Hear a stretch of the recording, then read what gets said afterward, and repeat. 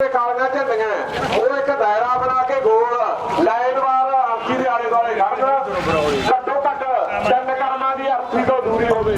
आज आंदोलन को वैसे तो 9 महीने हो गए हैं, लेकिन दिल्ली के बॉर्डरों पे आए 6 महीने हो गए हैं।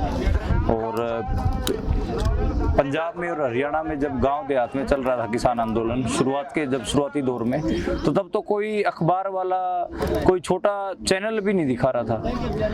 6 महीने अब बॉर्डर पे आए, तब जब नवंबर में 26 नवंबर को यहाँ पर पहुँचते हैं किसान, उसके बाद मीडिया कवर करना शुरू करता है। उसके बाद ही सरकार थोड़ा बहुत संज्ञान लेती है, थोड़ा बहुत पूछना शुरू करती है, बातचीत शुरू करती है, लेकिन सिर्फ बातचीत शुरू करती है।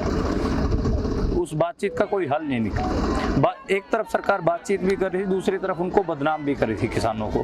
और अभी भी जो रवैया है वो इसी तरीके का है कि पब्लिक जो डिस्कशन है, जो पब्लिक उसमें इनको बदनाम कर दें किसानों को, और इनका हौसला टूट जाएगा और ये चले जाएंगे। लेकिन आप उस नारे पर गौर करिए, जब 26 नवंबर को 27 नवंबर को किसान यहाँ पर पहुंचे थे, किसान उस टाइम पे कह रहे थे कि हम 6 महीने का राशन लेकर आए हैं, पूरी तैयारियों के साथ किसान आए थे।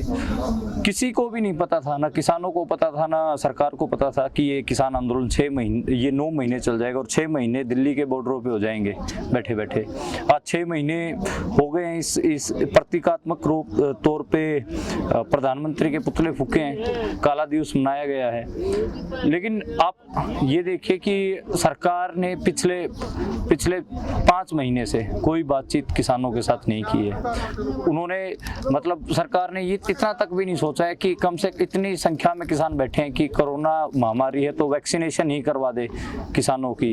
कोई वैक्सीनेशन नहीं करवाई गई, ना किसानों से कोई बातचीत चल रही है। और आप देखेंगे कि जो अडानी के जो साइलोज हैं वो भी लगातार खुलते गए हैं हरियाणा और पंजाब में।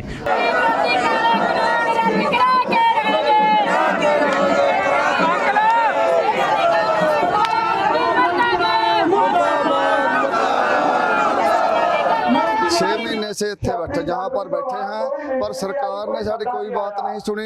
इस करके असीं 6 महीने पूरे होने करके अज काला दिवस मना रहे हैं और काले झंडे लगाकर काला दिवस मना रहे हैं।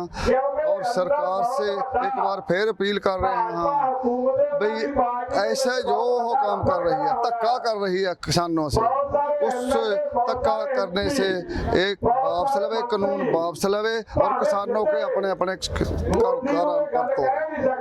हालांकि मोगा में किसानों ने बंद करवा दिया है, लेकिन ये करीबन 150 के आसपास साइलोज बनाने हैं अडानी और रिलायंस ने, जो वो काम चालू है। मेरे हिसाब से मतलब सरकार को आंदोलन को देखते हुए जो वो इम्प्लीमेंट करना चाह रही इन तीनों कानूनों को, वो तो रोक ही देना चाहिए था, लेकिन उन्होंने वो भी नहीं रोका। अब की बार जो खरीद हुई है वो भी प्राइवेट खरीद हुई है हरियाणा में बहुत सारी मंडियों को लाइसेंस, जो मंडियों के जो आड़ती होते हैं उन्होंने अपने लाइसेंस सरेंडर किए हैं इसके विरोध में, लेकिन वो चल रहा है। सरकार बदनाम भी कर रही है और तीनों कृषि कानूनों को इम्प्लीमेंट करने की कोशिश भी कर रही है। और हर रोज यहाँ से खबर आती है कि कभी इस बॉर्डर से किसी किसान की मौत हो गई, कभी उस बॉर्डर से कोई किसान शहीद हो गया।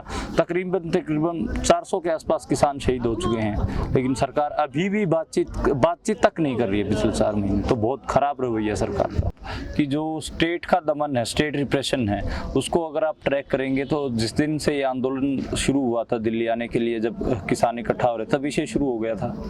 जब अम्बाला में जो किसान थे और जो नौजवान थे उन्होंने बैरिकेड तोड़े, उनके ऊपर 307 के केस दर्ज किए गए, जिसमें से वो किसान साथी भी थे जो वाटर कैनन से जिन्होंने छलांग लगाई थी, उनके ऊपर 307 का मुकदमा दर्ज किया गया। चरउन्नी साहब पर 302 के मुकदमे दर्ज हैं। आप देखिए हरियाणा में अभी जो 16 मई को किसानों के ऊपर ही लाठीचार्ज किया सरकार ने और उन्हीं के ऊपर मुकदमे दर्ज किए गए।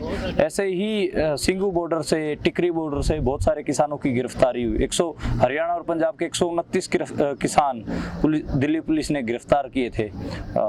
तो वो एक रहा। और अगर आप ट्रेंड्स जानेंगे सारे मामलों में तो 307 के बैरिकेड तोड़ने पर या फिर आंदोलन करने पर 307 के मुकदमे, इरादा कत्ल के केस लगाए हैं। तो सीरियसली ये पुलिस पर और जो स्टेट है उसके ऊपर भी सवाल खड़ा करता है। मुझे ऐसा लगता है कि इस कोरोना से ज़्यादा खतरनाक ये 3 कृषि कानून हैं, और जो हमारे किसान हैं हरियाणा और पंजाब के, वो फसल और नस्ल दोनों बचाने की लड़ाई लड़ रहे हैं। कोरोना इनको मारे या ना मारे, लेकिन ये 3 कृषि कानून जरूर किसानों को मार देंगे। इसलिए ये इनकी अपनी होंद की लड़ाई है।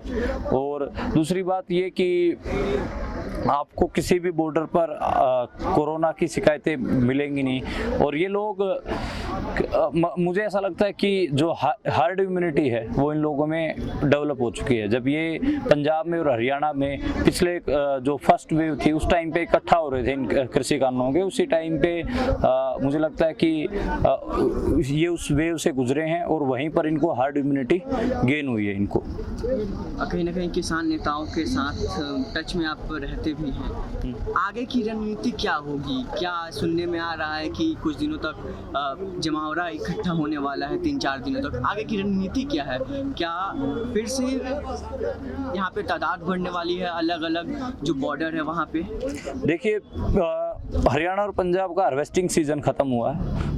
हरियाणा और पंजाब ने जो अपनी कणक थी वो काट के और मंडी तक पहुंचाई है, और अभी सब काम करके फ्री हुए हैं। तो आराम से बॉर्डरों पे तादाद बढ़ रही है। हार्वेस्टिंग सीजन खत्म होने के बाद बॉर्डरों पे किसान लगातार जुट रहे हैं। अगली रणनीति जो मुझे समझ में आ रहा है कि जो घेराबंदी है बॉर्डरों की भी और सरकार की, वो ज़्यादा मजबूत होगी। हरियाणा में तो सरकार, आज के समय में 2 सरकारें चल रही हैं। एक सरकार किसानों की है और एक बीजेपी की है।